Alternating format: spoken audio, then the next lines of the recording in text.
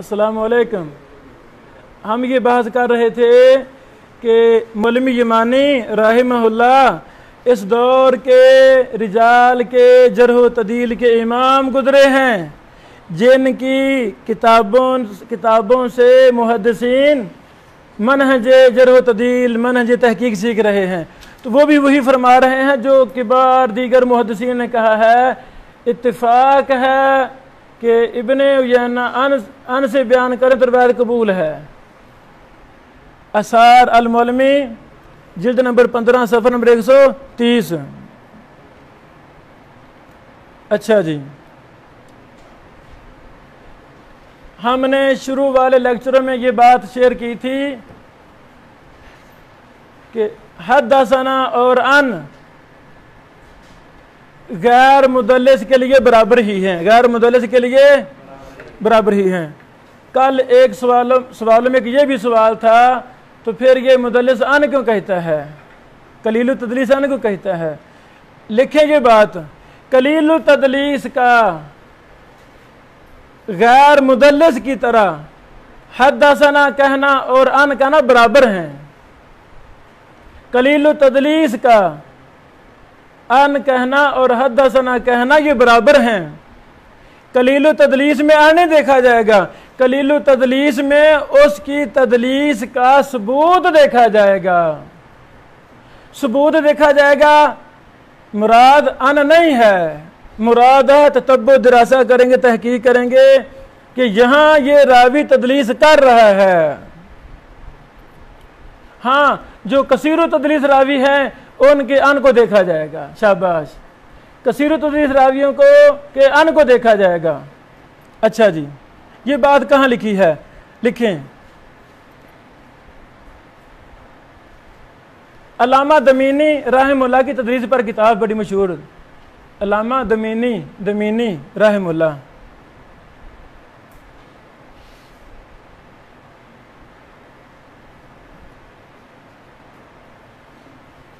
उसके अंदर उसकी शरह है, दमीनी साहब की तदलीस की किताब की शरह है। उसके अंदर के मौजू है, उन्वान है इब्न उयैना व तदलीसुहु। इब्न उयैना बोलो व तदलीसुहु।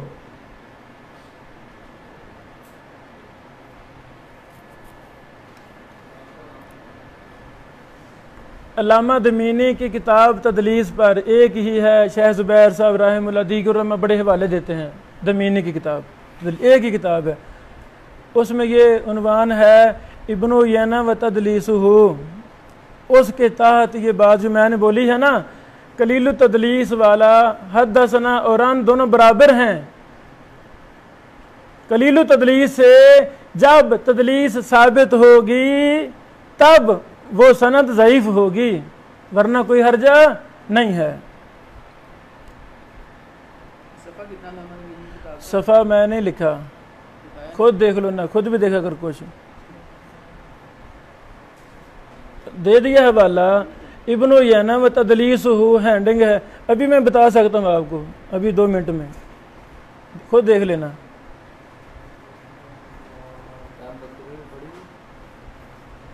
यार मेरे पास है, मैं दिखाता हूँ आपको। अच्छा जी, जब हमने ततब्बो किया तो इमाम इब्न उयैना ने अबू बकर अल हुज़ली से कोई हदीस बयान नहीं की।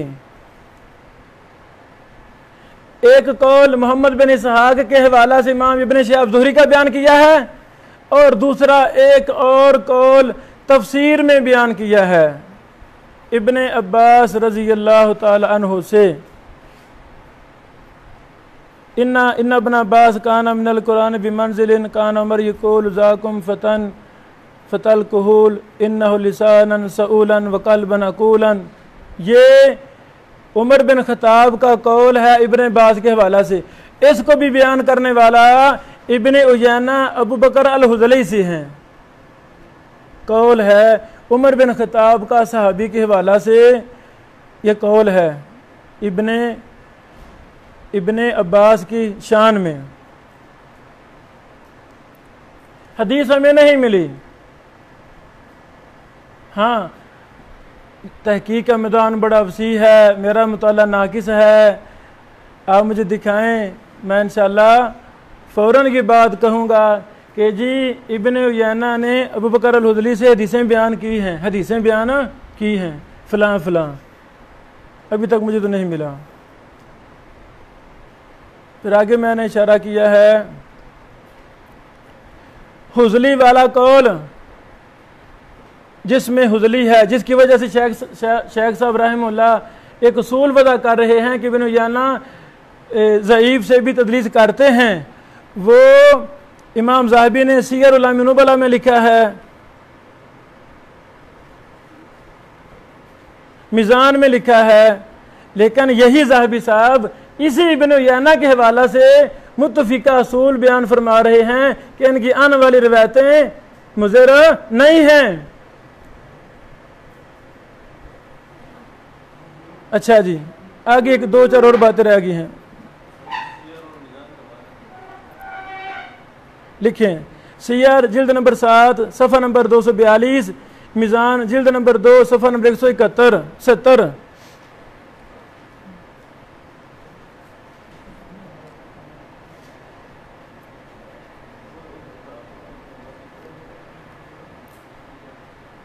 اچھا آگے ایک دو باتیں بس ختم ہو گیا سارا کام۔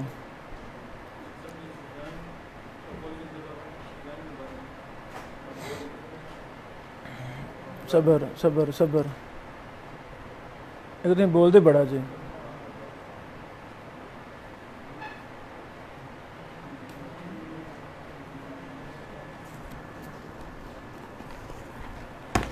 جب تک آپ خود کتابیں نہیں دیکھیں گے اعتماد پیدا نہیں ہوگا۔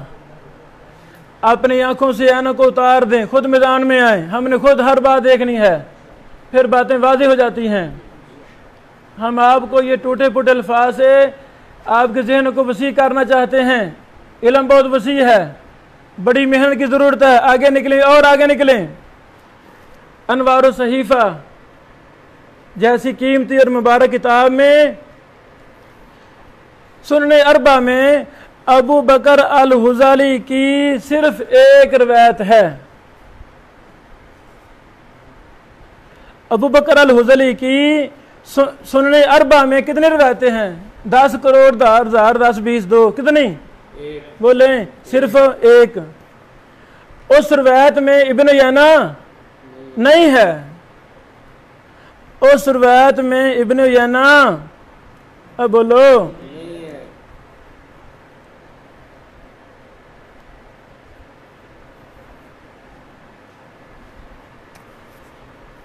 لکھیں، لکھ لو۔ یہ شیخ صاحب رحمہ اللہ نے آخر میں فہرست دی ہے، تو فہرست کا فائدہ کہ جلدی بندہ اصل تک پہنچ جاتا ہے، اصل تک جلدی پہنچ جاتا ہے۔ کنیجتیں ہوتی ہیں آخر میں۔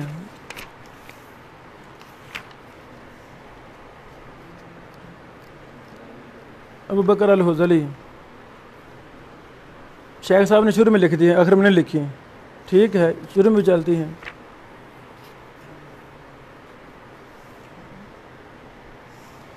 ابن ماجہ 921 نمبر حدیث، ابن ماجہ 921 نمبر حدیث، ابن ماجہ۔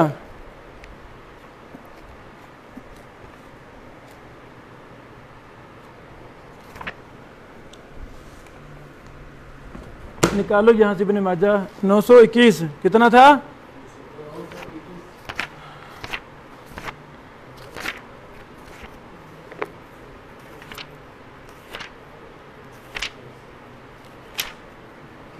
نو سو 21 پر شیخ صاحب رحمہ اللہ فرماتے ہیں اسنادہ ضعیف جدا، متروک راوی کی روایت ضعیف جدا ہی ہوتی ہے۔ متروک راوی کی روایت کو آپ لکھیں گے نا ضعیف، تو آپ اصول کے غلط حکم لگا رہے ہیں۔ کذاب راوی کی روایت ہے، آپ لکھیں گے ضعیف یا ضعیف جدا، تو آپ غلط حکم لگا رہے ہیں۔ کذاب راوی کی روایت کیا ہوتی ہے؟ موضوع۔ شعیب ارناؤت رحمہ اللہ سے اس طرح کی کئی غلطیاں ہوئی ہیں، کذاب راوی کی روایت کو بھی ضعیف جدا کہہ رہا ہے، نہیں موضوع ہے، من گڑت ہے۔ تو شیخ صاحب لکھا نیچے ابو بکر الحذلی اخباری متروک الحدیث تقریب 8002۔ جی بڑا پڑھیں سند ابن ماجہ کی 921 نمبر حدیث پڑھو، کہاں ہے سن لو، ابن ماجہ کی حدیث 921 قال حدثنا هشام بن عمار قال حدثنا اسماعیل بن عیاش قال حدثنا ابو بکر الحذلی عن قتادہ عن الحسن عن سمرہ بن جندب ان نبی صلی اللہ علیہ وسلم قال اذا سلم الامام فردوا علیہ۔ اس سند میں ابو بکر الحذلی بذات خود کی وجہ سے یہ روایت ضعیف ہے۔ تو اس میں ابن یانا کا چکر ہے کوئی ابن یانا ابو بکر الحذلی کی کتنی روایتیں ہیں سنن اربعہ میں؟ ایک روایت ہے، وہ شیخ صاحب رحمہ اللہ نے لکھ دی ہے، متروک کذاب راوی کی روایت جھوٹی ہوتی ہے، بات ختم ہوئی۔ یہاں لکھا ہے شیخ صاحب نے ضعیفن، ابن ماجہ دارالسلام میں لکھا ہے ضعیفن، انوار الصحیفہ میں لکھا ہے ضعیفن جدا۔ کون سا صحیح حکم ہے؟ انوار الصحیفہ والا۔ کیوں؟ وہ بعد میں ہے، یہ پہلے ہے کہ ایک بندے کی دو تحقیق دونوں چھوڑ دیں، یہ فضول اصول ہے، یہ غلط قاعدہ ہے۔ شیخ صاحب چلے اس قاعدے پر، شیخ رحمہ اللہ چلے اس قاعدے پر، دیکھ لیں مقالات وغیرہ میں آپ کو کئی حوالے دے سکتا ہوں۔ شیخ صاحب کا یہ اصول تھا، جب جرح و تعدیل کرتے تو جرح گنتے 1 2 3 4 5 6 7، تعدیل 10، فلاں نے بھی سکا کہا ہے، فلاں نے ضعیف بھی کہہ دیا، کہتے یہ دونوں قول ثابت ہو گئے، ثابت نہیں ہوئے۔ ہمیں تحقیق کا حق ہے، ہم دیکھیں گے کون سی بات راجح ہے، دلائل قرائن شواہد تقدیم و تاخیر دیکھیں گے۔ یہ اصول غلط ہے، یہ اصول ٹھیک نہیں ہے۔ بہرحال ضعیف جدا ہی اس کا صحیح حکم بنتا ہے۔ آخری بات بیٹو میں یہ کہنا چاہتا ہوں، امام ابن عیینہ کی سنن اربعہ میں ماشاءاللہ بہت زیادہ حدیثیں ہیں کہ نہیں؟ بیسیوں نہیں، کئی 100 حدیث ہے ابن عیینہ رحمہ اللہ کی سنن اربعہ میں۔ وہ حدیثیں جن کو میرے استاد محترم شیخ زبیر رحمہ اللہ نے سنن اربعہ کے اندر ضعیف قرار دیا ہے ابن عیینہ کی تدلیس کی وجہ سے، وہ ان حدیثوں کو آپ کو حق حاصل ہے تحقیق کریں۔ پہلے بعد والے آج کے کسی بھی محدث نے ان حدیثوں کو ابن عیینہ کے ان کی وجہ سے ضعیف نہیں کہا۔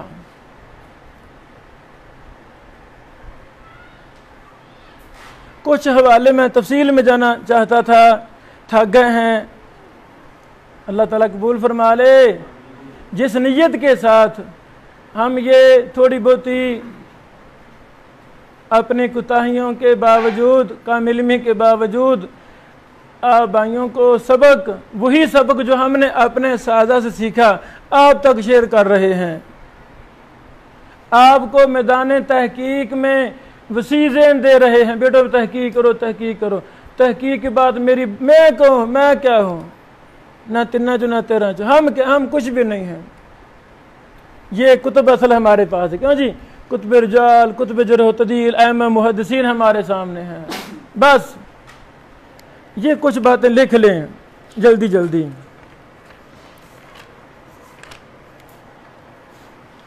شیخ زبیر رحمہ اللہ نے سنن اربعہ انوار الصحیفہ نامی کتاب میں ابن عیینہ کے ان کی وجہ سے کئی ایک روایتوں کو ضعیف قرار دیا ہے۔ تاریخ اسلام میں ان احادیث کو کسی بھی امام اور محدث نے ابن عیینہ کی وجہ سے ضعیف قرار بولو نہیں دیا۔